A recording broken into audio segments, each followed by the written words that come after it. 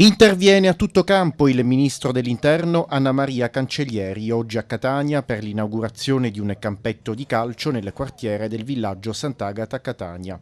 Prima di tutto i temi dell'economia nazionale. È un momento delicato, non lo neghiamo, è veramente un momento complesso e difficile per il Paese, ma un momento nel quale il Paese sta uscendo e sta uscendo a testa alta. Quindi io credo che il messaggio che noi dobbiamo dare alla popolazione è di avere fiducia nel futuro, ognuno deve iniziare le fila perché i sacrifici sono chiesti a tutti, ma con la fiducia di un futuro che arriverà che sarà sicuramente migliore.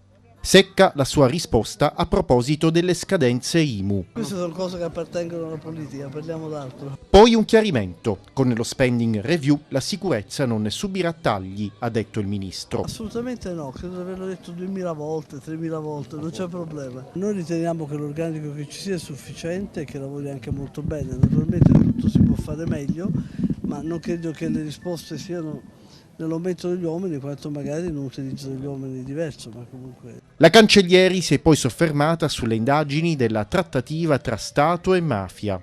Ma anche questa appartiene a una magistratura che sta lavorando, quindi lasciamo che la magistratura faccia la sua parte. Poi la valutazione del ministro sull'esito delle elezioni in Grecia, cui pendono le sorti dell'euro. Il segnale di un popolo che comprende perfettamente le regioni dell'Europa, quindi è un bel segnale, noi siamo tutti molto contenti e saremo molto vicini al popolo greco. Infine il tema dell'immigrazione.